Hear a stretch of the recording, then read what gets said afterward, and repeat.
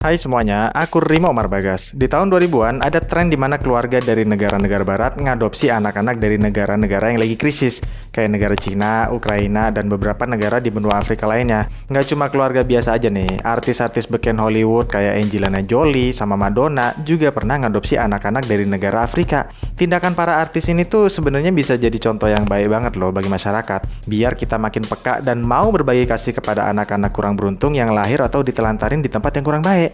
Nah, kali ini aku mau nyeritain kisah anak kecil dari Uganda, Afrika yang diadopsi sama keluarga Amerika Serikat. Tapi nggak kayak kisah adopsinya Angelina Jolie dan Madonna ya. Cerita adopsi kali ini agak sedikit bikin nyesek di dada. Jadi di tahun 2016 ada pasangan suami istri bernama Adam dan Jessica. Adam dan Jessica ini udah nikah selama 16 tahun dan udah punya 4 anak. Kondisi ekonomi mereka pun bisa dibilang lumayan bagus, meski bukan yang tajir melintir, tapi termasuk kelas menengah atau bahkan menengah atas lah.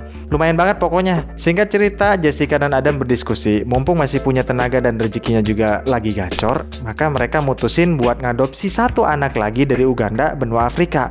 Pertanyaannya, kenapa harus dari Uganda? Kenapa nggak dari Cina atau Korea gitu? Jawabannya karena tujuan Adam dan Jessica ngadopsi itu bukan cuma keputusan emosi sesaat, bukan FOMO yang ngikutin orang-orang doang. Mereka udah banyak banget riset dan nyari info secara mendalam dan diketahuilah bahwa Uganda punya lebih dari 3 juta anak yatim piatu yang hidupnya luntang-lantung gak jelas, kekurangan baju, bahkan kekurangan makanan. Dari hasil riset dan diskusi bersama inilah Adam dan Jessica ngerasa kalau anak-anak di Uganda itulah yang sebenarnya paling pantas buat nerima bantuan ini. Proses adopsi internasional itu sendiri sebenarnya gak gampang ya, ribet banget malahan. Tapi Adam dan Jessica tetap pengen ngadopsi karena dari awal niatnya emang mau ngebantu aja. Terus setelah Adam dan Jessica ini bayar biaya adopsi yang jumlahnya tinggi, kemudian harus tanda tanganin setumpuk dokumen dan nunggu persiapan setahun, baru deh mereka berdua akhirnya nerima telepon dari agen adopsi mereka yaitu EAC, kepanjangannya European Adoption Consultant. Nah, pihak EAC ini bilang kalau Adam dan Jessica udah memenuhi syarat buat ngadopsi anak.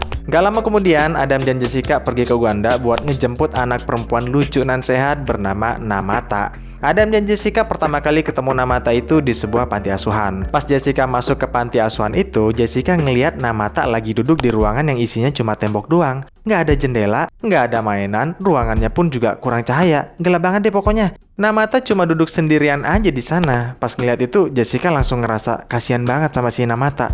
Jessica pun bergegas ngebawa Namata pulang ke Amerika. Setibanya Namata di Amerika sebagai bagian dari keluarga kecilnya Jessica dan Adam, keempat anak kandung mereka juga menyambut kedatangan Namata dengan sangat baik. Mereka berempat bener-bener sayang banget sama Namata. Sampai di titik ini semuanya sih berjalan baik-baik aja, sesuai dengan perkiraannya Jessica dan si Adam. Nah, karena Jessica ini kerjaannya sebagai seorang fotografer, maka Jessica sering banget tuh motoin Namata. Sering juga diajak jalan-jalan Namatanya, dan pokoknya diajak seneng-seneng mulu deh. Jessica dan Adam ngelakuin ini berharap agar Namata bisa cepet-cepet ngelupain masa lalu dan kenangan buruknya semasa di Uganda. Soalnya pihak agen adopsi EAC pernah ngasih tahu kalau bapaknya Namata itu udah wafat karena kecelakaan pas Namata masih kecil banget. Setelah wafatnya sang ayah, ibunya Namata ini juga bisa dibilang langsung jadi sering galau-galauan dan kebingungan. Gimana cara nafkahin Namata yang masih kecil ini sampai bisa gede nantinya? Sementara ibunya Namata ini nggak bisa bekerja sama sekali orangnya. Nah, semenjak inilah ibunya Namata jadi sering ngelakuin kekerasan ke Namata kalau lagi jengkel. Bahkan puncaknya ibunya Namata tega nelantarin Namata. Makanya polisi lokal Uganda dan agen EAC akhirnya maksa ngambil Namata dari ibunya dan nitipin Namata di panti asuhan terdekat di Uganda. Kasian banget deh sebenarnya kisah hidupnya Namata ini. Dan beruntungnya sekarang ini Namata udah dipertemuin sama keluarga Adam dan Jessica yang baik banget orangnya. Tapi meski keluarga Adam dan Jessica ini udah baik banget sama Namata, anehnya Namata ini masih sering aja loh kelihatan murung. Karena Namata juga nggak bisa ngomong bahasa Inggris ya, jadi ya nggak ada yang tahu nih kenapa Namata ini masih murung aja. Namata sempet nyoba sih jelasin perasaannya itu pakai bahasa isyarat ke Jessica sama Adam. Tapi jelas aja itu nggak cukup untuk bikin Jessica memahami apa maksud dari Namata. Jessica cuma bisa berprasangka baik aja dan nenangin dirinya sendiri. Oh, mungkin karena Amerika ini kan lingkungan baru nih bagi Namata. Jadi Namata emang perlu waktu buat adaptasi. Nanti lama-kelamaan juga pasti bakal bisa mendingan kok, pikir Jessica. Akan tetapi kenyataannya, murungnya Namata ini nggak pernah kelihatan kelihatan mendingan sama sekali. Jessica pun bingung bukan main, karena mau ngomong pun juga nggak bisa bahasanya. Beberapa bulan kemudian, Namata yang udah mulai lumayan bisa ngomong bahasa Inggris akhirnya nyampein apa yang Namata selama ini pikirin. Namata nyeritain hal yang bener-bener bikin Jessica sama Adam ini nggak habis pikir. Hal-hal yang nggak pernah mereka sangka-sangka sebelumnya. Jadi tentang apa sih ceritanya? Namata itu sering banget nyeritain kenangannya pas lagi bareng ibu kandungnya. Namata bilang kalau ibu kandungnya itu sering banget nganter jemput ke sekolahan, nemenin masak-masakan bareng, nemenin main-main bareng, dan ujung-ujungnya itu Namata bilang sebenarnya Namata itu kangen banget sama sosok ibunya itu. Dengar cerita itu Jessica udah pasti bertanya-tanya. Nah loh, katanya si Namata ini sering banget dikasarin sama ibu kandungnya. Kalau emang bener sering dikasarin sama ibu kandungnya, harusnya Namata ini nggak bakal sekangen ini dong sama ibunya.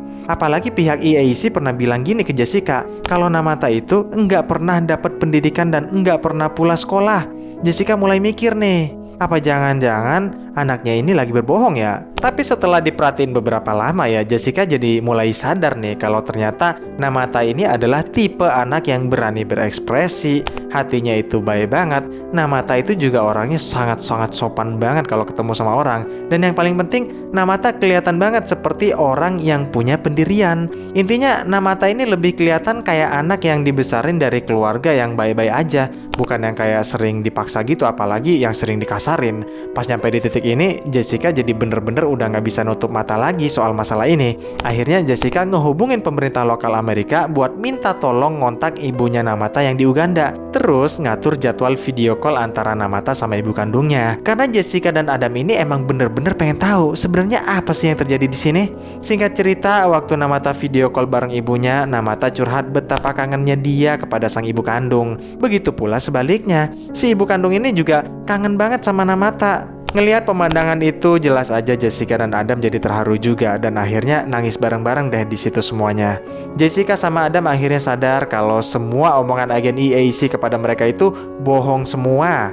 Namata dibilang anak yatim piatu lah, disiksa lah, dikasarin lah, dimasukin ke panti asuhan lah. Itu semua cuma karangan orang-orangnya EAC aja. Terus pertanyaan besarnya, kenapa sih EAC ini tega banget ngelakuin semua kebohongan ini? Jawaban singkatnya ya, demi cuan. Mereka manfaatin tren adopsi anak di Amerika buat dijadiin ladang bisnis rahasia mereka. Selain pas itu emang lagi ngetren banget ngadopsi anak, nilai tukar dolar Amerika kan emang lagi tinggi-tingginya tuh terhadap mata uangnya Uganda. Jadi kalau istilah di kitanya mah itu mah aji mumpung doang. Jadi sebenarnya Namata itu bukan berasal dari keluarga yang berantakan, sama sekali bukan. Aslinya mah Namata itu punya keluarga yang bahagia banget. Ayah dan ibunya pun juga masih lengkap. Kronologi sebenarnya itu begini, suatu hari agen EAC ngehubungin ibunya Namata dan langsung nyamperin ke rumahnya ibunya Namata. Agen EAC bilang begini ke ibunya Namata, Amerika nih lagi ngasih banyak banget kesempatan buat anak-anak Uganda biar bisa dapat sekolah yang bagus sampai ke pendidikan yang tinggi juga. Nah, Namata ini ditawarin untuk ikut program itu. Suatu saat kalau Namata udah gede dan sekolahnya pun udah beres, Namata bakal dipulangin lagi kok ke Uganda. Namanya juga seorang ibu kan pengen juga ya ngelihat anaknya punya pendidikan yang lebih bagus meskipun di negara luar. Udahlah gratis, yang nawarin juga sekali ber-EAC. Udah gitu di Amerika pula, yang diyakini punya pendidikan yang jauh-jauh lebih unggul ketimbang di negara Uganda. Ibu Namata tanpa mikir panjang dan yang aneh-aneh, mumpung emang lagi ada programnya juga dan demi kebaikan anaknya ini, maka ibunya pun setuju-setuju aja. Setelah ibunya setuju secara omongan, pihak EAC langsung ngeluarin setumpuk dokumen dan nyuruh ibu Namata ini untuk tanda tanganin semua dokumen-dokumen itu. Alasannya pihak EAC sih buat administrasi persiapan sekolahnya Namata aja di luar negeri. Karena kebetulan emang ibunya Namata ini nggak berpendidikan tinggi dan nggak bisa bahasa Inggris juga, jadi dia bener-bener nggak tahu isinya itu sebenarnya apa. Padahal isi dokumen itu ternyata surat pelepasan hak asuh anak dan hak perwalian dari Namata. Bener-bener gak kebayang ya, cuma gara-gara tanda tangan yang gak seberapa lama dan gak seberapa berat, ternyata itu bisa bikin orang jadi hampir kehilangan anaknya untuk selama-lamanya. Ini sih bener-bener licik banget. Selanjutnya, Jessica dan Adam ngajuin protes keras ke EAC dan beruntungnya pihak pemerintah Amerika maupun pihaknya Uganda langsung turun tangan buat nyelidikin kasus ini. Hasil penyelidikannya pun ngebuktiin ternyata agen EAC ini emang sengaja ngincer negara-negara miskin, daerah-daerah pelosok, keluarga yang kurang mampu sama ibu tunggal buat dijadiin korbannya. Mereka pakai skill marketing yang muluk-muluk buat nipu para ibu ini biar ngelepasin hak asuh anak mereka. Kalau nggak diiming-imingin duit ya diiming-imingin masa depan anak yang lebih cerah. Habis diperdaya begitu, anaknya langsung ditaruh di panti asuhan, dibikin seolah-olah hidup anak ini ngenes banget, biar bisa nipu keluarga kaya di Amerika dan ujung-ujungnya ngambil cuan lewat skema adopsi ini. Setiap keluarga Amerika yang mau ngadopsi anak-anak ini diwajibin untuk bayar ongkos sekitar 15.000 dolar Amerika. Kalau dirupiahin ke tahun sekarang termasuk inflasi, itu sekitar 320 juta rupiah. Bayangin loh, 320 juta rupiah itu untuk satu anak aja. Sedangkan yang berasal dari desanya Namata aja udah ada kali kalau 7 orang anak mah yang udah dikirim. Dan itu juga baru yang ketahuan doang berdasarkan penyelidikan di tahun ini. Kalau tahun-tahun sebelumnya juga dihitung, maka perkiraan pihak EAC ini udah dapat sebesar 70 juta dolar, yang kalau dikonversiin ke rupiah zaman sekarang termasuk inflasi itu sekitar 1, triliun rupiah. Ya, kalian nggak salah dengar, 1, triliun rupiah, karena memang mereka udah sering banget ngirimin ribuan anak ke luar negeri. Kita balik lagi ke kasusnya Jessica dan Adam. Begitu tahu semua sisi gelap dari EAC ini, dengan berat hati Jessica dan Adam mengambil satu keputusan yang berat banget bagi mereka, yaitu ngembaliin Namata ke pelukan ibu kandungnya yang ada di negara Uganda. Beberapa di antara kalian mungkin ada yang nanya begini nih, kan Jessica udah resmi ngadopsi Namata nih, hidupnya juga terjamin dan bahagia pula Namatanya. Bisa teleponan juga, bisa video callan juga sama ibu kandungnya Namata yang di Uganda. Kenapa sih nggak dibiarin ini aja dulu di Amerika? Biar dapat pendidikan yang lebih bagus gitu, dan tumbuh besar dengan pendidikan dan lingkungan Amerika yang bisa dibilang lebih maju. Nanti pas Namata udah gede, baru deh dibalikin ke ibu kandungnya di Uganda. Tapi Jessica ini emang pada dasarnya baik hati banget ya. Jadi dia jawabnya begini, walaupun Namata itu emang masih kecil dan mungkin nurut-nurut aja kalau tetap digedein di Amerika, tapi pikiran dan perasaannya itu tetap juga harus kita hargain.